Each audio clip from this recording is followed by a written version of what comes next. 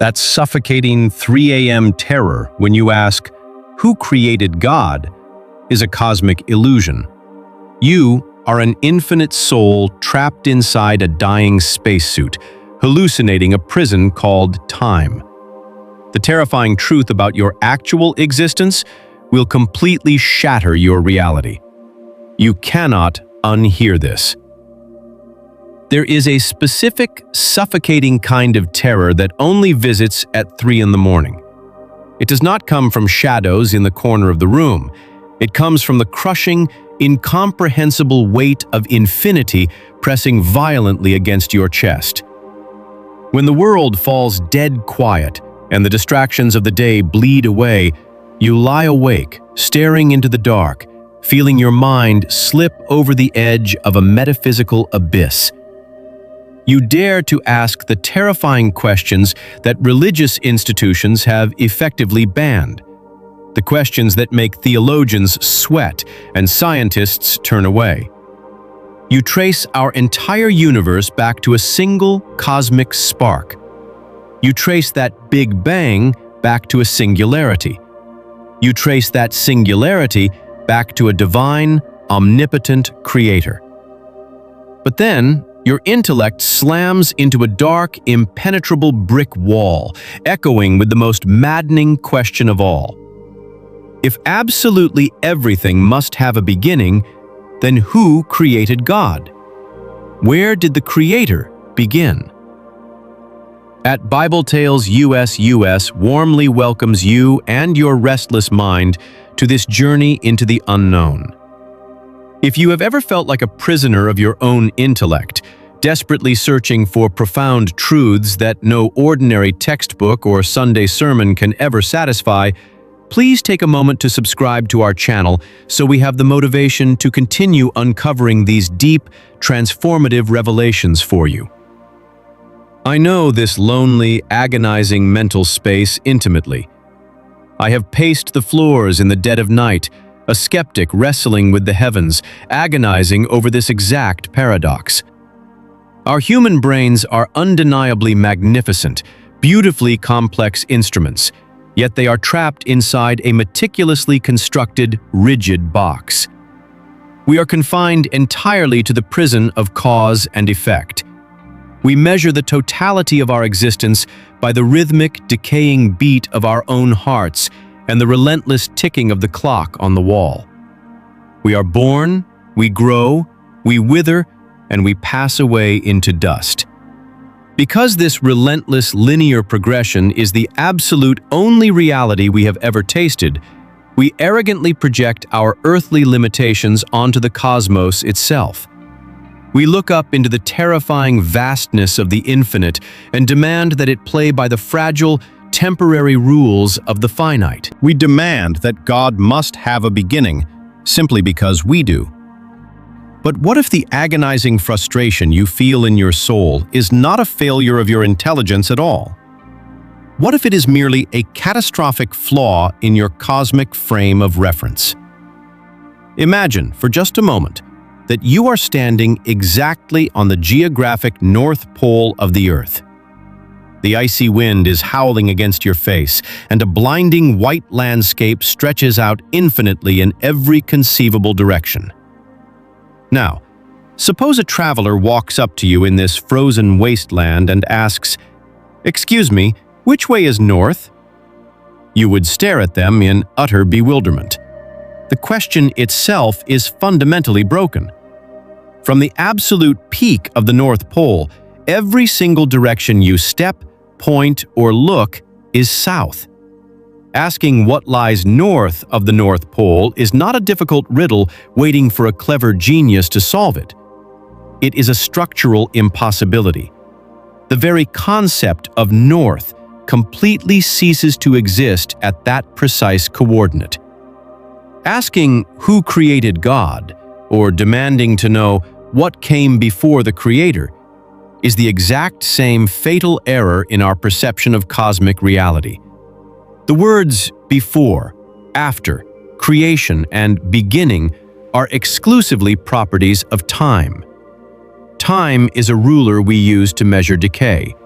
But time is not the absolute, unquestionable sovereign of reality we have been conditioned to believe it is. Time is merely a construct, a localized boundary designed for our temporary realm. To ask what happened before time existed is exactly like asking what lies north of the North Pole. It is a paradox born entirely of our own earthly blindness. What we are embarking on today is not another dry theological lecture, nor is it a philosophical debate meant to prove a point. It is a profound, soulful process of remembrance. Deep within your spiritual DNA, beneath the heavy layers of societal conditioning and rigid institutional dogma, there is a quiet, resonating knowledge. The words I am sharing with you now are not meant to persuade your logical brain. They are ancient activation codes designed to awaken an internal understanding that has lain dormant within you since long before the foundations of the world were ever laid. It is time for us to finally step out of the box. Stepping out of that agonizingly rigid box requires us to look at the very fabric of our reality not as an absolute, but as a masterpiece crafted by someone who stands entirely outside of it. I remember wandering through an art gallery years ago, standing alone in front of a sprawling, breathtaking landscape painting. It was a masterpiece of depth and color, capturing a violent storm rolling over a dark ocean. Inside that painted world, there were raging winds, crashing waves, and a heavy, brooding sky. But the artist who painted it was not wet from the rain. The artist was not blown away by the wind, nor were they confined to the two-dimensional flatness of the canvas. The creator of the painting existed in an entirely different dimension, possessing a nature completely alien to the wood, oil, and woven fabric they used to bring their vision to life. It would be absurd for a character painted onto that canvas to demand that the artist must also be made of dried oil paint. It would be ridiculous for the creation to assume the creator was bound by the exact same physical limitations of the painted world. Yet, this is exactly the mistake I made for years, and it is the exact same trap our modern intellect falls into when we demand to know who created God. We are the characters painted onto the canvas of space-time. We look around at our universe, governed by the strict laws of thermodynamics, gravity, and the relentless forward march of time, and we stubbornly insist that whoever made this must also be subject to these laws. We assume that because everything inside the universe requires a cause, the creator of the universe must also require a cause. But true creation requires the author to be distinct from the story. The architect is never made of the same bricks as the building. If God created time, space, and matter, then God cannot be composed of time, space, or matter. He must exist completely outside the timeline, in a state of uncaused, eternal reality that our finite minds are simply not equipped to visualize. God is not a being who has existed for a very, very long time. God is the environment in which time itself exists. To ask when God began is a broken question because when requires a clock, and God is the one who invented the clock.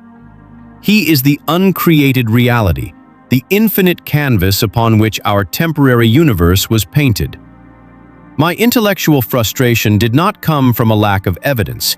It came from my arrogant refusal to accept that the Creator operates in a dimension of reality completely incomprehensible to my human senses. I was a sketch on a page, angrily demanding to know who sketched the artist. If God is the author standing outside the pages of our universe, we must ask ourselves why we were written into such an agonizingly limited chapter in the first place. This brings us to the profound tragedy and breathtaking beauty of the human tether, a paradox I have wept over more times than I care to admit. There is a deep, unexplainable grief built into the human condition. It is the sorrow you feel when you look at a photograph of yourself as a child, or the sharp ache in your chest when you realize your parents are growing old and fragile. We are utterly obsessed with preserving moments. We build monuments, we write histories, we take millions of photographs, and we desperately try to freeze time. All because we are terrified of the decay that time brings. But have you ever stopped to wonder why we fight it so hard? If we are merely biological accidents, random clusters of cells born entirely within the closed system of time, then the passing of time should feel perfectly natural to us. A fish does not complain about being wet because water is its natural habitat. It knows nothing else. Yet human beings constantly complain about time. We fight aging, we mourn death, and we are perpetually haunted by the feeling that things are not supposed to end. We feel an overwhelming, homesick longing for permanence. This relentless ache is the greatest philosophical clue to our true origin. The reason time feels like a thief, the reason death feels like a violent intrusion rather than a natural conclusion, is because you were not originally made for a finite existence. The ancient texts whisper a profound truth. He has set eternity in the human heart. You and I are spiritual beings, breathed into existence by an eternal creator. But we have been temporarily tethered to decaying, finite bodies. This is the source of all your midnight anxiety. Your infinite soul is wearing a temporary, dying spacesuit, navigating a world governed by a ticking clock. It is claustrophobic. The intellect rebels against it because the soul remembers a state of existence where time did not exist. I used to view this limitation as a cruel cosmic joke, a punishment inflicted upon us by a distant deity.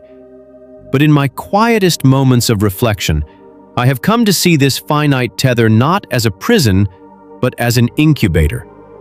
The limitations of time, the urgency of our mortality, and the pain of our physical boundaries create the exact necessary pressure for our souls to develop something that cannot exist in a realm of instant, infinite perfection. Faith. Faith, love, sacrifice, and growth require time to bloom. We are experiencing the friction of the finite so that we can truly comprehend the magnitude of the infinite when we finally return to it. We are not trapped. We are merely passing through a temporary school of limitations, learning the weight of love in a world where things eventually end. This haunting homesickness for eternity brings us to the most profound intersection of ancient scripture and infinite reality. When you strip away the stained glass, the centuries of religious politics, and the rigid dogmas of the modern church, you are left with terrifyingly beautiful encounters between the finite human mind and the infinite creator. I want to take you back to a desolate, dusty mountain thousands of years ago, where a terrified, stuttering shepherd named Moses stood barefoot before a bush that burned with fire but did not turn to ash. When Moses asked this terrifying presence for a name, the voice from the fire did not offer a biography. It did not give a timeline. It simply declared, "I am who I am." For years, I read that phrase and thought it was an evasion, a cryptic riddle meant to keep humanity in the dark. I was so remarkably blind. I am is not a riddle. It is the most scientifically and philosophically accurate description of an entity existing entirely outside of time that has ever been recorded in human history. Notice that God did not say, "I was" or "I will be." Both of those concepts require a timeline. For a being that exists outside the fabric of time, there is no past and there is no future. Everything simply is. Imagine time as a grand, sprawling parade winding through the streets of a city. As human beings, we are standing on the sidewalk at street level. We can only see the float that is directly in front of us right now. We remember the floats that have already passed by, and we anxiously wait to see what floats are coming around the corner. But the Creator is not standing on the sidewalk. The Creator is looking down from a helicopter miles above the city. From that vantage point, he sees the beginning of the parade, the middle, and the end, all at the exact same instant. This realization shattered me in the most beautiful way possible. It means that God is not waiting for you in the future, nor has he abandoned you in the past. To the great I Am, your past, your present, and your future are all happening right now. He is currently standing in your past, catching the tears you cried as a frightened child. He is standing with you in this exact moment, breathing life into your lungs as you hear these words. And he is already standing in your future, preparing the ground for the footsteps you have not even taken yet. He is the eternal present. The paralyzing fear of who created God evaporates when you realize that the concept of a beginning is a human illusion, a trick of the light caused by our street-level view of the parade. Realizing that your entire existence is held securely in the hands of an eternal present changes absolutely everything about how you walk through the shadows of this temporary world. There comes a definitive breaking moment in the life of every relentless seeker when the intellect finally exhausts itself and the soul must take the wheel. For the longest time, I treated the mysteries of the universe like a hostile interrogation. I wanted to drag God into the courtroom of my human logic, slam my fists on the table, and demand that the infinite explain itself in terms my finite brain could comfortably digest. I thought that if I just read enough physics, studied enough ancient theology, and paced the floor for enough sleepless nights, I could finally build a mental bridge across the abyss of eternity. I thought surrender was synonymous with defeat. I thought that letting go of my desperate need to understand the mechanics of God meant committing intellectual suicide. But I was wrong. The moment of true awakening does not happen when you finally solve the math equation of existence. It happens when you realize the equation was never meant to be solved by you. There is a profound, unshakable peace that washes over you when you finally give yourself permission to be small. It is not a humiliating smallness, but the comforting security of a child resting in a house built by their father, knowing they do not need to understand the architectural blueprints to be safe inside the walls. The paradox of the uncreated creator is not a brick wall meant to keep you out. It is a mirror reflecting the breathtaking magnitude of the reality you belong to. If God were small enough for your 3-pound human brain to completely understand, decode, and trace back to a logical origin point, then he would not be God. He would just be another cog in the machine, another temporary piece of the simulation. The very fact that your mind breaks when trying to comprehend his eternal nature is the ultimate proof of his divine authenticity. You are standing on the shores of an ocean without a coastline, trying to catch all its water in a paper cup. The cup will tear. The intellect will fail. And that is exactly how it is supposed to be. Tonight, if you are lying in the dark, feeling the crushing weight of the infinite pressing against you, I invite you to stop fighting it. Let the paper cup tear. Stop demanding that the architect of reality show you his birth certificate.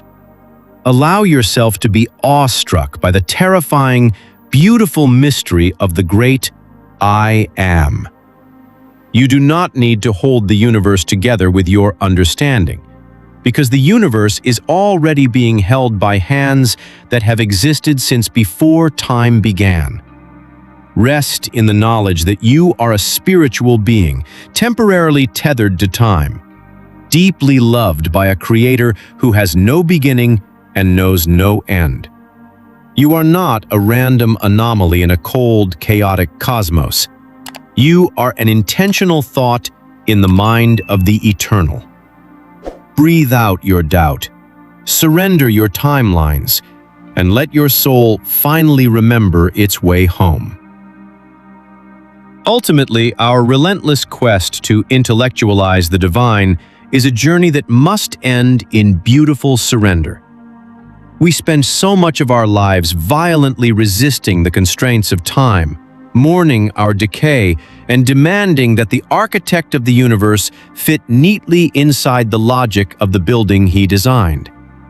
Yet the profound truth we must eventually embrace is that our finite human minds are simply incapable of grasping an infinite, uncreated reality. And that is not a flaw. It is an intentional design. We are spiritual beings temporarily wearing physical spacesuits, placed in this time-bound incubator not as a punishment, but as a necessary school for our souls to cultivate faith, love, and sacrifice.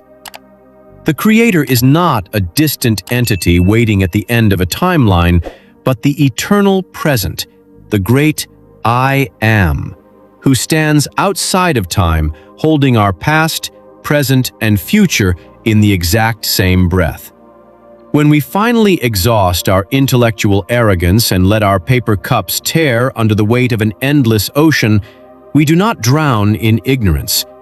Instead, we awaken to a profound, unshakable peace. We realize that we do not need to solve the mathematical equation of existence to be entirely safe within it. Giving ourselves permission to be small allows us to rest in the comforting arms of an infinite author who knew us before the clock of the universe ever started ticking. The ultimate takeaway is that our inability to fully comprehend God is not evidence of His absence, but proof of His infinite magnitude. True peace is never found by conquering the mysteries of the universe with our intellect. It is found by surrendering our desperate need for control.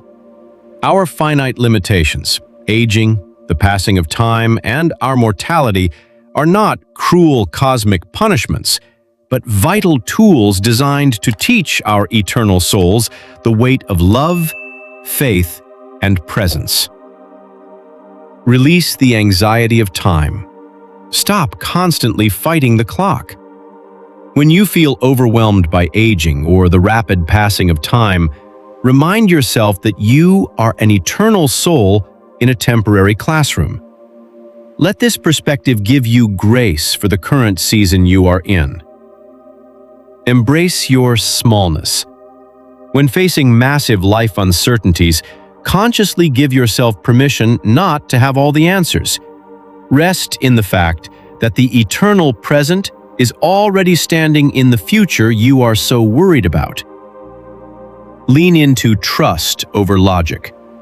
The next time your mind spirals into midnight anxiety over things you cannot control, intentionally shift from interrogation to trust.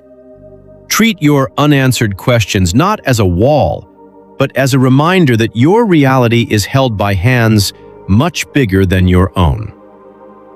I would love to hear your perspective on this. Have you ever experienced a specific moment in your life where you felt a deep, unexplainable sense of peace that went entirely beyond your own logic? Please share your story in the comment section below so we can all read and learn from each other's experiences. If this message resonated with you, please subscribe to the channel. Your support is incredibly appreciated and gives me the motivation to keep creating deep, meaningful content like this for you.